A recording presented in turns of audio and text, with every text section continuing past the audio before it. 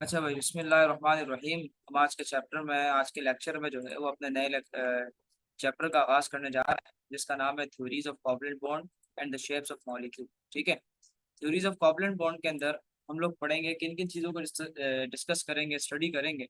हम उन तमाम की तमाम चीज़ों के बारे में आज के इस लेक्चर के अंदर वन बाय वन पढ़ेंगे कि हमारे पास थ्योरीज ऑफ कोवलेंट बॉन्ड के अंदर क्या क्या आता है, क्या क्या चीजें हम उसके अंदर डिस्कस करेंगे, क्या क्या पढ़ेंगे। ठीक है। हम ये सारी की सारी चीजें आज के लेक्चर में पढ़ेंगे। इसमें बहुत सारा हमारे पास कॉन्सेप्चुअल मटेरियल है।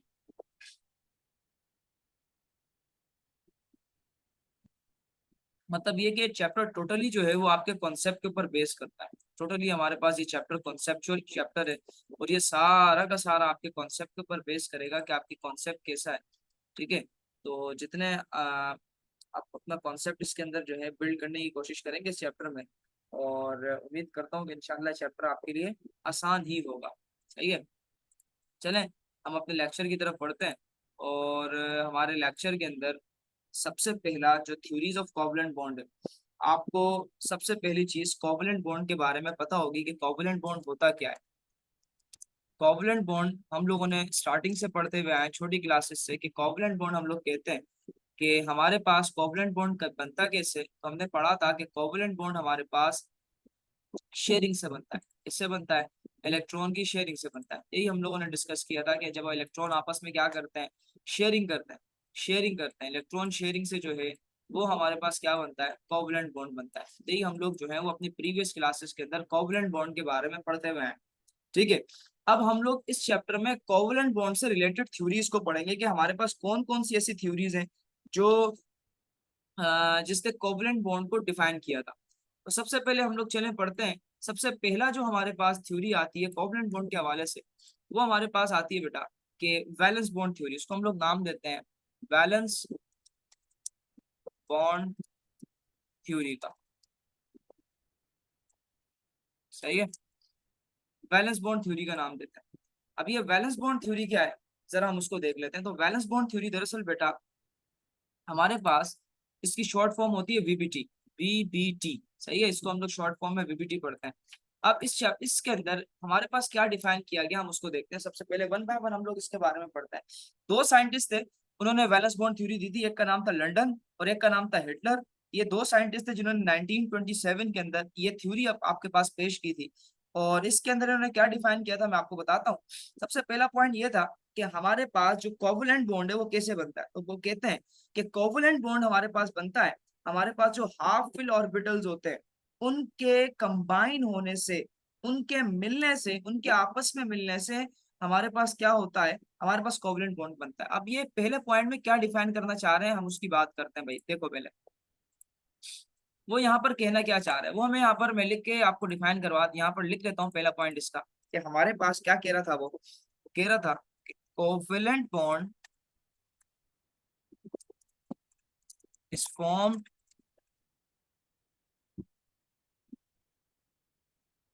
due to the sharing of,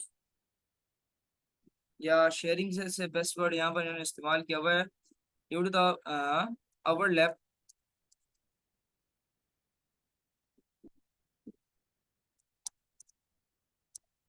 of atomic orbitals. Orbitals के बारे में कॉन्सेप्ट तो होगा कि हमारे पास ऑर्बिटल्स कितने किस्म के होते हैं, चार, S P D F। ये हम लोगों ने पढ़ा था, यही है ना। इन्हीं यही ऑर्बिटल्स हमारे पास के।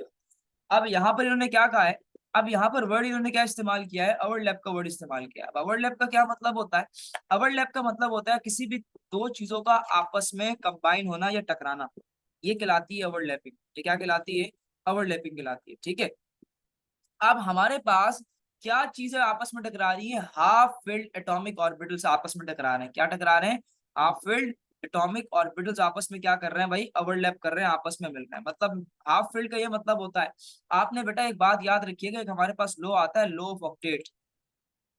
लो of octet, law of octet हमें क्या बताता है, लो ऑफ ऑक्टेट हमें बताता है कि अगर किसी भी एटम के आखिरी शेल में, किसी भी एटम के आखिरी शेल में अगर 8 इलेक्ट्रॉन आ जाए, किसी भी एटम के आखिरी शेल में कितने इलेक्ट्रॉन आ जाए, 8 इलेक्ट्रॉन आ जाए, तो वो एलिमेंट हमारे पास, वो एटम जो है वो हमारे पास क्या हो जाता है, स्टेबल हो जाता है, वो एटम क्या हो जाता है हमारे पास, स्टेबल हो जाता है। सही है, ये बात याद रखना। ये हमें किसने बताया था, हमारे पास बताया था लॉ ऑफ ऑक्टेट ने बताया था। अब यहाँ पर बेटा इन्होंने वैलेंस बॉन्ड थ्योरी का नाम रखा हुआ है। वैलेंस का मतलब होता है लास्ट शेल।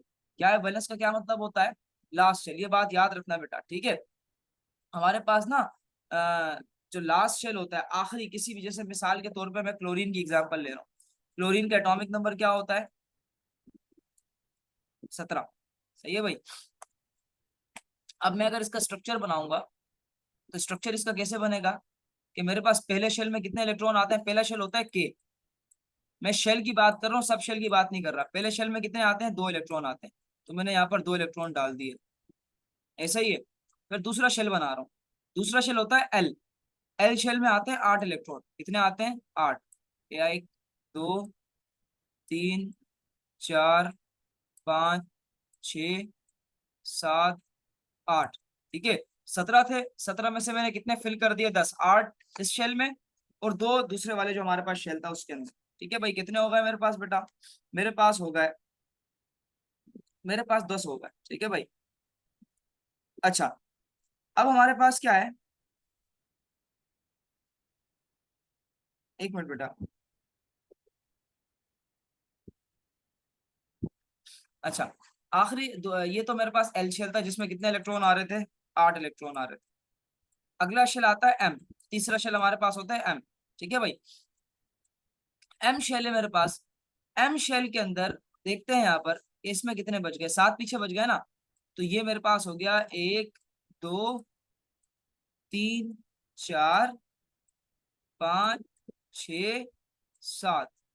ठीक है, कितने आ रहे हैं, 7। अगर क्लोरीन के आखिरी शेल में कितने इलेक्ट्रॉन आ रहे हैं, 7 इलेक्ट्रॉन आ रहे हैं। कितने इलेक्ट्रॉन आ रहे हैं, कितने इलेक्ट्रॉन आ रहे हैं, 7 इलेक्ट्रॉन आ रहे हैं। तो बेटा ये जो हमारे पास आखिरी शेल आता है ना, मैं ब्लैक से इसको शो कर देता हूँ।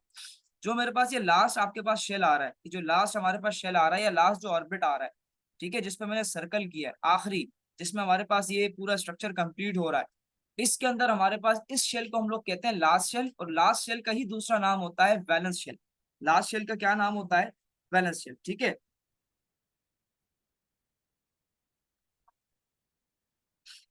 अच्छा भाई, सही है। ये समझ आई बात कि हमारे पास जो आखिरी शेल होता है उसका दूसरा क्या नाम होता है, लास्ट शेल। और हमारे पास लॉ ऑफ ऑक्टेट हमें क्या कहता है, हमें आपको लॉ लॉ ऑफ ऑक्टेट की तरफ लेके जा रहा था। ठीक है, लॉ ऑफ ऑक्टेट हमें क्या बताता है, लॉ ऑफ ऑक्टेट हमें बताता है कि अगर किसी भी एलिमेंट के या किसी भी एटम के आखिरी शेल के अंदर 8 इलेक्ट्रॉन आ जाएं, तो वो एलिमेंट, वो एटम स्टेबल हो जाता है। वो फिर ना तो किसी से शेयरिंग करता है, ना ही फिर किसी से कुछ लेता है, ना किसी को कुछ देता है। ठीक है भाई, ये हमें कौन बता रहा था, लॉ ऑफ ऑक्टेट ने हमें ये डिफाइन करके बताया था। मतलब वो स्टेबल हो जाएगा। स्टेबल कैसे, जैसे आप अपनी सोसाइटी की आप एग्जांपल ले लें कि आपकी सोसाइटी के अंदर 2 किस्म के लोगों की अगर मैं एग्जांपल ले लूँ, एक अमीर आदमी और एक गरीब आदमी। ठीक है, इस वक्त आप, अगर मैं आपसे पूछूं सबसे स्टेबल कौन होगा, तो आप कहेंगे भाई अमीर आदमी, क्योंकि उसके पास क्या ज्यादा है, पैसा ज्यादा है। तो पैसा का मतलब दरअसल जो आपको उसके पास पैसा है, वो एक इलेक्ट्रॉन की तरह ही है। हम उसको एग्जाम्पल ले लो कि यानी किसी भी एलिमेंट या किसी भी एलिमेंट के पास या किसी भी एटम के पास अगर इलेक्ट्रॉन 8 है, ठीक है, ज्यादा से मुराद किसी भी एटम के आखिरी शेल के अंदर, ये याद रखना, किसी भी एटम के आखिरी शेल के अंदर कितने एटम इलेक्ट्रॉन आ रहे हैं, अगर 8 इलेक्ट्रॉन आ रहे हैं, तो वो एटम क्या है, स्टेबल होगा। ये बात याद रखिएगा। तो अब हमें यहाँ पर क्या बताया गया, इस पहले पॉइंट के अंदर बैलेंस बॉन्ड थ्योरी के, मैं आपको बैलेंस इसलिए समझा रहा था कि यहाँ पर नाम आ रहा था बैलेंस का। लॉ ऑफ ऑक्टेट समझाने का मतलब ये कि आगे आप पढ़ोगे लॉ ऑफ ऑक्टेट, तो आपको माइंड में आपकी जो है ना ज्यादा सवाल नहीं होंगे। अब हमारे पास लॉ ऑफ ऑक्टेट हमें क्या, सॉरी, वैलेंस बॉन्ड थ्योरी या वीबीटी हमें क्या बताती है, हमें बताती है कि हमारे पास कोई भी जो कोवलेंट बॉन्ड है वो कैसे बनता है। तो वो बनता है हमारे पास हाफ फिल्ड ऑर्बिटल्स के ओवरलैपिंग की वजह से। हाफ फिल्ड का ये मतलब होता है कि इसको आप ऐसे एग्जांपल ले लो कि किसी भी एलिमेंट के आखिरी शेल के अंदर, किसी भी एलिमेंट के आखिरी शेल के अंदर अगर मेरे पास 2, या आप उसको कह दो 8 से कम है, 2 या 8 से कम है, 2 इलेक्ट्रॉन है, या आप कह दो कि 1 इलेक्ट्रॉन है, या फिर आप क्या कहो कि उसके अंदर 8 से कम, या आप ऐसे ही कह दो कि हमारे पास हाफ फिल ऑर्बिटल का मतलब होता है कि किसी भी एलिमेंट या किसी भी एटम के आखिरी शेल में 8 से कम इलेक्ट्रॉन अगर आ रहे हैं, तो वो हाफ फिल्ड है। वो क्या है, हाफ फिल्ड है। सही है। तो हाफ फिल्ड एटम्स जो होते हैं, अगर वो आपस में क्या कर रहे हैं, इलेक्ट्रॉन की शेयरिंग कर रहे हैं, half filled orbital, 2 half filled orbital आपस में आ गए, और उन्होंने आके क्या कर ली, शेयरिंग कर ली। जैसे मिसाल के तौर पे मेरे पास हाइड्रोजन है, जैसे HCl मेरे पास बनता है, ये कैसे बनता है देखते हैं भाई। ये कोवलेंट बॉन्ड इनके दोनों के दरमियान है। अब देखो हाइड्रोजन का एटॉमिक नंबर होता है 1, हाइड्रोजन का एटॉमिक नंबर क्या होता है 1, ठीक है भाई। तो इसके आखिरी शेल के अंदर कितने इलेक्ट्रॉन आएंगे, इसके पास होता ही है कि शेल के, उसमें कितने आने चाहिए, 2 आने चाहिए, ठीक है। और लेकिन होते इसके पास क्या है, एक। क्लोरीन का मैंने आपको अभी बना के दिखाया था, क्लोरीन के पास कितने होते हैं भाई, क्लोरीन के पास टोटल आपको पता है कितने आते हैं, तो वो आते हैं आखिरी शेल में 7 इलेक्ट्रॉन,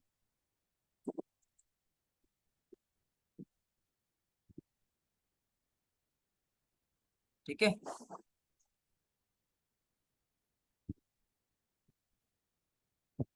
पहले शेल में एक, ये 2, 3, 4,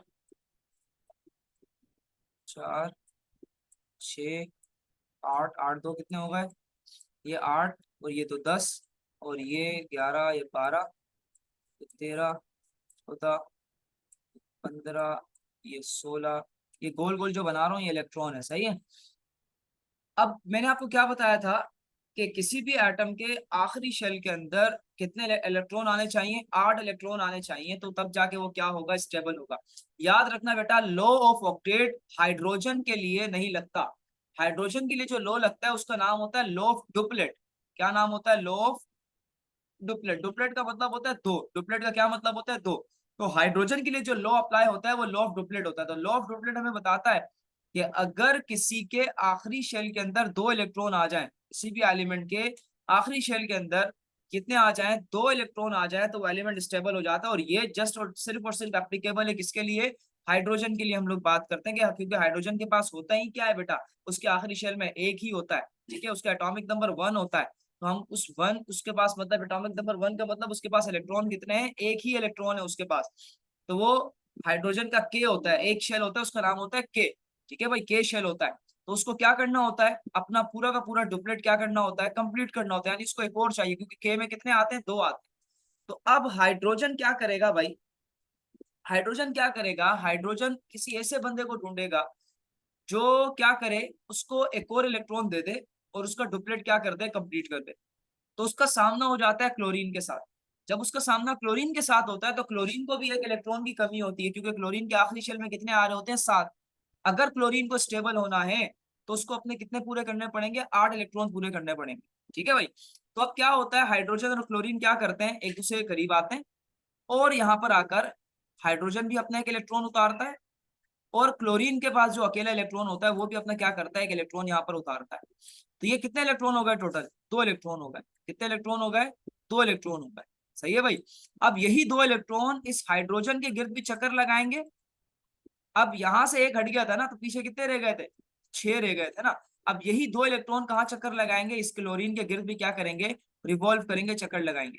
तो इससे क्या होगा, इन दोनों के जो ऑर्बिटल्स हैं, उन दोनों के जो ऑर्बिटल्स हैं वो क्या हो जाएंगे, कंप्लीट हो जाएंगे, और ये एलिमेंट क्या हो जाएंगे, स्टेबल हो जाएंगे। यानी हाइड्रोजन का डुप्लेट कंप्लीट हो गया, और मेरे पास क्लोरीन का जो है वो ऑक्टेट कंप्लीट हो गया। क्लोरीन के आखिरी शेल में 8 इलेक्ट्रॉन आ गए, और हाइड्रोजन के आखिरी शेल में 2 इलेक्ट्रॉन आ गए। इनके इसके जरिए क्या हुआ है, दोनों एलिमेंट क्या होगा, स्टेबल हो गए। और इसी को हम लोग कहते हैं ओवरलैपिंग, इसी को हम लोग क्या कहते हैं, ओवरलैपिंग, यानी शेयरिंग करना। यही क्या कहलाता है, शेयरिंग। शेयरिंग, शेयरिंग का क्या मतलब होता है, शेयरिंग का मतलब होता है कि जिसमें किसी एक बंदे का फायदा ना हो रहा हो, बल्कि क्या हो रहा हो, दोनों का फायदा हो रहा हो। तो हाइड्रोजन भी इलेक्ट्रॉन शेयर कर रहा है, क्लोरीन भी इलेक्ट्रॉन शेयर कर रहा है, इससे क्या हो रहा है, दोनों का फायदा हो रहा है। इसका भी डुप्लेट कंप्लीट हो रहा है, हाइड्रोजन का भी डुप्लेट कंप्लीट हो रहा है, और क्लोरीन का भी ऑक्टेट क्या हो रहा है, कंप्लीट हो रहा है। इससे क्या हो रहा है, दोनों का फायदा हो रहा है। तो ये कहलाता है शेयरिंग ऑफ इलेक्ट्रॉन, ठीक है, ये याद रखिएगा। तो ये पहला पॉइंट था हमारे पास जो हमने आपके सामने डिफाइन किया। अच्छा भाई, अब क्या बताया जा रहा है वैलेंस बॉन्ड थ्योरी के बारे में।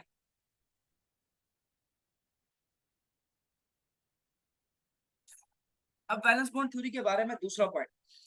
अब दूसरा पॉइंट ये होता है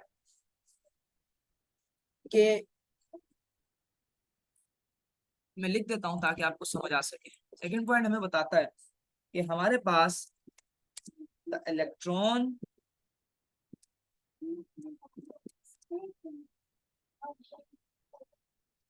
the electron present in both orbits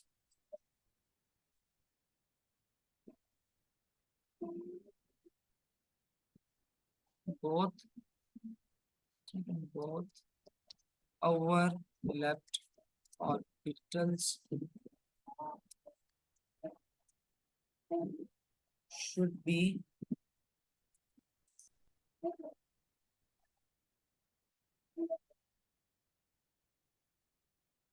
opposite spin। क्या कह रहे हैं भाई, the electron present in both overlapped orbitals should be in opposite spin, कि हमारे पास जो इलेक्ट्रॉन दोनों ओवरलैप्ड ऑर्बिटल्स के अंदर मौजूद होंगे, जो उनकी मोशन होगी, जो उनकी स्पिन जो होगी वो अपोजिट होगी। मतलब क्या हमारे हमारे पास दो, मैंने जैसे आपको हाइड्रोजन और क्लोरीन की मिसाल दी, दोनों क्या है, ओवरलैप्ड ऑर्बिटल्स हैं। दोनों ने क्या किया, अपना आखिरी आखिरी जो इलेक्ट्रॉन था आखिरी शेल में से उनको क्या किया, शेयर किया, ओवरलैप्ड हुए और दोनों आपस में मिलना स्टार्ट हुए। तो दोनों इलेक्ट्रॉन के अंदर जो स्पिन होगी, वो दोनों इलेक्ट्रॉन की स्पिन जो है वो हाइड्रोजन की और क्लोरीन की दोनों के लिए जो इलेक्ट्रॉन की जो स्पिन है, यानी रोटेट करने की, घूमने की, चक्कर लगाने की जो हमारे पास उनकी सलाहियत है वो मुख्तलिफ होगी। मतलब अगर एक क्लॉकवाइज मूव करेगा तो दूसरा कैसे मूव करेगा, एंटी क्लॉकवाइज मूव करेगा। यानी अगर हाइड्रोजन का जो है वो इलेक्ट्रॉन कैसे मूव कर रहा है, क्लॉकवाइज मूव कर रहा है, तो क्लोरीन का इलेक्ट्रॉन कैसे मूव करेगा, एंटी क्लॉकवाइज मूव करेगा। ठीक है, दोनों की अब जो स्पिन है, वो दोनों की जो रोटेशन है वो सेम नहीं होगी, बल्कि क्या होगी, एक दूसरे से अपोजिट होगी। ठीक है, ये तीसरा पॉइंट, दूसरा पॉइंट हमारे पास था। अच्छा भाई, अब अगले पॉइंट के अंदर हमें क्या बता रहा है, अगले पॉइंट के अंदर वो हमें ये बता रहा है कि हमारे पास, उसने हमें, वैलेंस बॉन्ड थ्योरी ने हमें ओवरलैपिंग को दो तरीकों से डिफाइन करके बताया। ओवरलैपिंग को कितने तरीकों से डिफाइन करके बताया, दो तरीकों से हमें डिफाइन करके बताया। उसने कहा कि ओवरलैपिंग दो तरीके से होती है। एक ओवरलैपिंग को उसने नाम दिया सिग्मा बॉन्ड का, और एक ओवरलैपिंग को उसने नाम दिया पाई बॉन्ड का। ठीक है, एक को उसने क्या नाम दिया, सिग्मा, ओवरलैपिंग का नाम दिया सिग्मा बॉन्ड। ठीक है, और एक ओवरलैपिंग को उसने नाम दिया पाई बॉन्ड का। क्या नाम दिया उसने, पाई बॉन्ड का नाम दिया। ठीक है भाई, तो सिग्मा बॉन्ड क्या होता है, सिग्मा बॉन्ड बेटा याद रखिएगा, वो बॉन्ड होता है जो हमारे पास, हमेशा आपने याद रखना है कि ये हेड टू हेड ओवरलैपिंग से बनता है। किससे बनता है, हेड टू हेड, मतलब आपस में सर मिल रहे हैं। सही है ना भाई, यानी इसकी मिसाल ऐसे ले लो कि आपके पास एक दो पेंसिल आप ले रहे हो, उन दोनों पेंसिल्स के हेड्स को आपस में मिला रहे हो, दोनों पेंसिल्स के जो हेड्स हैं, जो सर हैं, उनको आप आपस में क्या कर रहे हो, मिला रहे हो। तो यही यही सीन होता है ऑर्बिटल्स के अंदर। ऑर्बिटल्स जो होते हैं वो अपने हेड को करीब लेकर आते हैं और वो आपस में ओवरलैप करते हैं। मैं आपको शेप्स पढ़ाऊंगा ऑर्बिटल्स के आगे, तो आपको सिग्मा बॉन्ड मजीद अच्छे से डिफाइन होगा। बस अभी इतना याद रखो कि जो सिग्मा बॉन्ड होता है वो कैसे बनता है, वो बनता है हेड टू हेड ओवरलैपिंग से। किससे बनता है, हेड टू हेड ओवरलैपिंग से।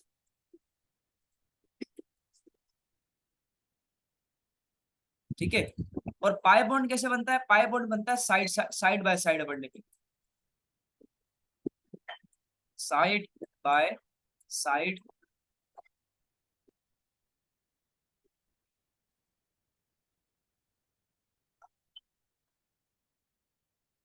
साइड बाय साइड, यानी दूर दूर से, बहुत दूर आपस में होंगे भाई एलिमेंट। वो हल्का सा ऑर्बिटल जो है हल्का सा अपने आप को टेढ़ा करेंगे, बट वो आपस में मिलेंगे नहीं। ठीक है, वो आपस में कंबाइन नहीं होंगे, बात याद रखिएगा।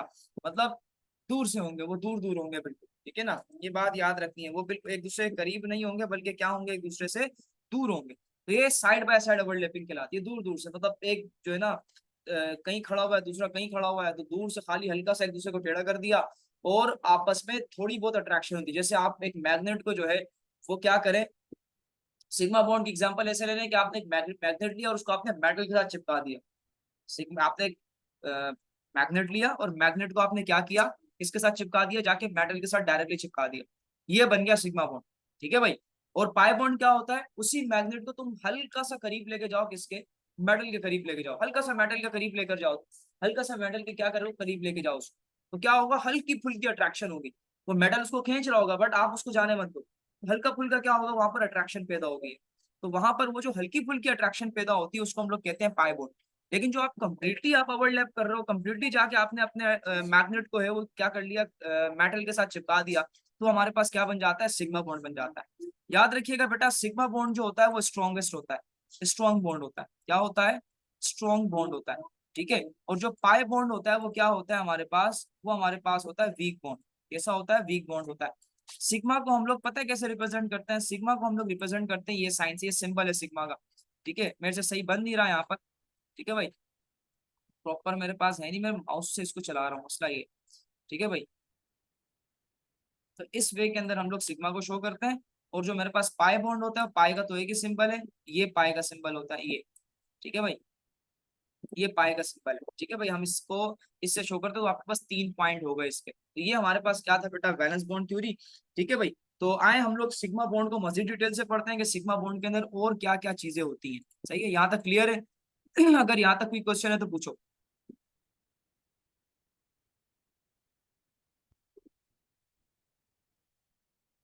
अगर यहाँ तक कोई क्वेश्चन है आपका तो आप पूछ सकते हैं।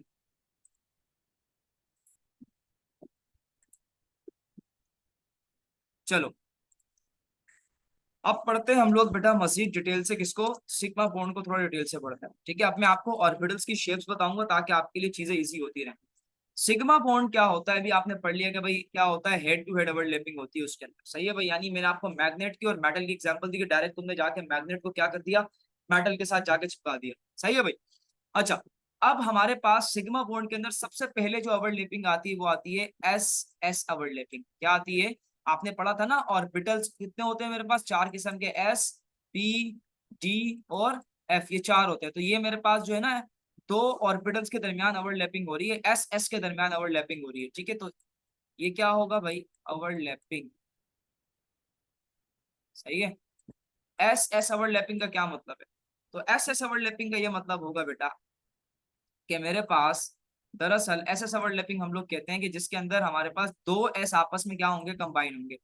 टू एस ऑर्बिटल्स क्या होंगे बेटा? टू एस ऑर्बिटल्स क्या करेंगे? ओवरलैप होंगे। एस ऑर्बिटल्स क्या होंगे बेटा? ओवरलैप। टू एस ऑर्बिटल्स क्या होंगे? ओवरलैप। सही है भाई, दो एस ऑर्बिटल्स क्या होंगे बेटा? ओवरलैप होंगे। बेटा याद रखिएगा, एस ऑर्बिटल की शेप जो होती है ना, वो ऐसे होती है, सर्कुलर फॉर्म के अंदर होती है, ये इस तरीके से होती है, गोल। ठीक है, सर्कल फॉर्म में, यानी ये ऐसे मिलेंगे। ये एक एस आया और ये दूसरा एस आया, ये यहाँ पर देखो, ये कॉम्बिनेशन हुई। यहाँ देखो, ये येलो आपको नजर आ रहा होगा कलर, इस येलो कलर से मैं इसको हाईलाइट कर रहा हूँ। यहाँ पर क्या हो रही है? ये कहलाती है ओवरलैप, ये दोनों आपस में मिल रहे हैं। तो इन दोनों के मिलने की वजह से हमारे पास क्या बनता है? ये हेड टू हेड हो रही है ना, दोनों आपस में आ रहे हैं, दोनों के सर आपस में जुड़ रहे हैं। तो ये सिग्मा बॉन्ड की टाइप ही हम लोग पढ़ रहे हैं, ये समझ लो कि मेरे पास क्या हो रहा है, एस और एस आपस में क्या कर रहे हैं? ओवरलैपिंग कर रहे हैं। एस और एस क्या कर रहे हैं? आपस में कंबाइन हो रहे हैं। अब कौन सा एलिमेंट एस और एस एस एस करता है भाई? देख लेते हैं। जैसे मेरे पास फॉर सपोज मेरे पास हाइड्रोजन है, हाइड्रोजन है। हाइड्रोजन कौन सी स्टेट के अंदर आपको अभी यहाँ पर लिखा हुआ नजर आ रहा है? हाइड्रोजन आपको किस स्टेट में नजर आ रहा है भाई? हाइड्रोजन आपको नजर आ रहा है डायटोमिक स्टेट के अंदर। डायटोमिक स्टेट का क्या मतलब होता है? जिसके अंदर कितने एटम हो? दो एटम हो। अब इसमें हाइड्रोजन के कितने एटम है भाई? दो हाइड्रोजन के एटम ऐसे मिल रहे हैं ना, एक हाइड्रोजन और फिर दूसरा हाइड्रोजन, ये दोनों मिलकर क्या बना रहे हैं? H2 बना रहे हैं। H2 बना रहे हैं ना, एक हाइड्रोजन एक हाइड्रोजन, ये मिलकर क्या बना दिए इन्होंने? दो हाइड्रोजन बना दिए। जाहिर सी बात है, H के अंदर क्या होता है भाई? एक ही हमारे पास होता है, एक ही ऑर्बिटल आता है। मैंने आपको बताया था, जिसको हम एस कहते हैं, एस कहते हैं। सही है ना? वो मैं आपको फिर इलेक्ट्रॉनिक कॉन्फ़िगरेशन आपने की थी तो आपको याद होगा। आपने जब एटॉमिक नंबर के तरीके से आप कर रहे थे कि हाइड्रोजन हमारे पास था तो क्या था भाई? 1s। हाइड्रोजन के एटॉमिक नंबर क्या होता है? 1। तो हमारे पास क्या होगा भाई? हाइड्रोजन इसके हाइड्रोजन की इलेक्ट्रॉनिक कॉन्फ़िगरेशन क्या होगी? 1s1। ऐसे ही था, बस बात खत्म। तो इसमें एस आ रहा है तो एस का मेरे पास है, तो इसमें कितने हमारे पास हाइड्रोजन है? तो 2H2 है ना, तो कितने एस होंगे? इसमें दो एस होंगे, 1s1 1s1। ठीक है, ये एक मिनट, दो हाइड्रोजन है, दोनों का अलग अलग में कर लेता हूँ ताकि आपको अच्छे से समझ आए। दो हाइड्रोजन है ना, एक हाइड्रोजन का कर लिया, दूसरे हाइड्रोजन के भी इलेक्ट्रॉनिक कॉन्फ़िगरेशन करो तो वो भी क्या होगी? 1s1। ऐसे ही होगा। सही है ना भाई? तो अब क्या हो रहे हैं, ये दोनों ने आपस में क्या कर लिया? बॉन्ड बना लिया। जब वो बॉन्ड बनाएंगे तो कैसे बनाएंगे? मैंने आपको एस का स्ट्रक्चर कैसे बताया था भाई? मैंने आपको इसका स्ट्रक्चर बताया था कि वो कैसा होता है? सर्कुलर फॉर्म के अंदर होता है, गोल होता है। तो आपने क्या किया? इन दोनों को क्या करवा दिया? आपस में हाइड्रोजन के आपस में ओवरलैपिंग करवाई और आपके पास क्या बन गया? H2 बन गया। यहाँ तक समझ में आया? एसएस ओवरलैपिंग समझ में आई? कैसे ओवरलैपिंग क्या होती है?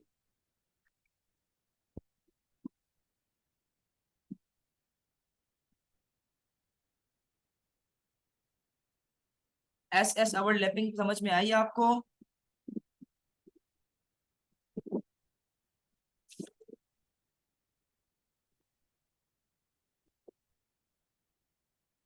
अच्छा, इसके बाद हम लोग जरा पढ़ते हैं। इसके बाद हमारे पास आएगा जो ओवरलैपिंग है, वो नई टाइप है ओवरलैपिंग की, उसको जरा देख लेते हैं। और वो टाइप कौन सी है उसको देखते हैं जरा। आसान है, बहुत इजी है, इसमें बस हल्का फुल्का आपने अपने माइंड को यूज करना है और थोड़ा सा लेक्चर को अच्छे से सुनना है। तो मैं गारंटी दे रहा हूँ कि आपके लिए समझना मुश्किल नहीं होगा। अच्छा भाई, अगला मेरे पास आता है बेटा एस पी। अगली ओवरलैपिंग का नाम है एस और P overlapping.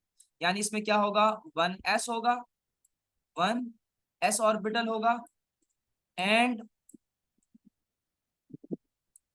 And one P orbital. One S orbital and one P orbital. One S orbital and one P orbital. ये दोनों मिलेंगे तो क्या जाहिर सी बात है, एस, एक एस और एक पी आपस में मिल रहा है।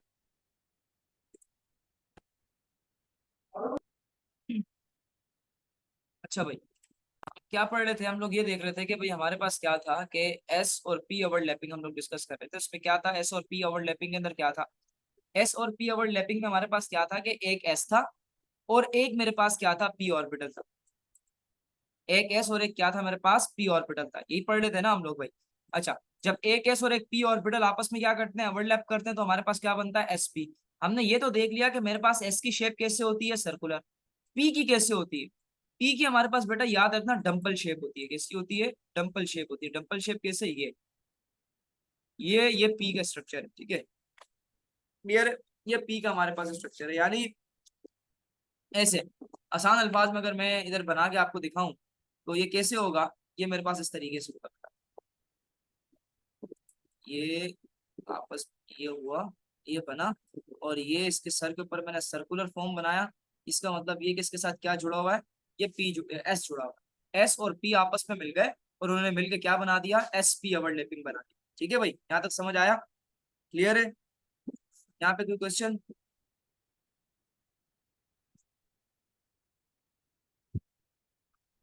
अगर कोई क्वेश्चन माइंड में चल रहा है तो बताओ। यहाँ तक क्लियर है? एस पी ओवरलैपिंग समझ में आई, पीपी एस पी ओवरलैपिंग समझ में आई, एस एस ओवरलैपिंग समझ में आई?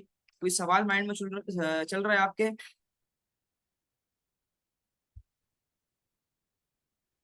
चलो, अब हम लोग समझते हैं पी पी ओवरलैपिंग। तो हम लोग क्या समझते हैं, पी एंड पी ओवरलैपिंग समझते हैं।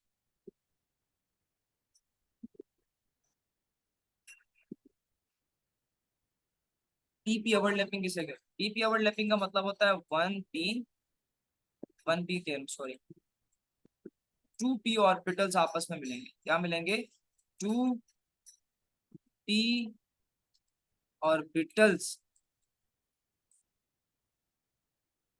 क्या होंगे बेटा, ओवरलैप करेंगे। क्या करेंगे, ओवरलैप करेंगे, आपस में क्या होंगे बेटा, कंबाइन होंगे। टू पी ऑर्बिटल्स आपस में क्या होंगे, कंबाइन होंगे इस तरीके से। जैसे फॉर सपोज एग्जांपल ले लो, ये एक पी ऑर्बिटल्स आ गया, ठीक है, और एक ये आ गया ऑर्बिटल पी। ये दोनों आपस में क्या होगा, इन्होंने ओवरलैपिंग कर ली। ये देख रहे हो यहाँ पर मिल रहे हैं आपस में, ये पॉइंट यहाँ पर ओवरलैपिंग हो रही है।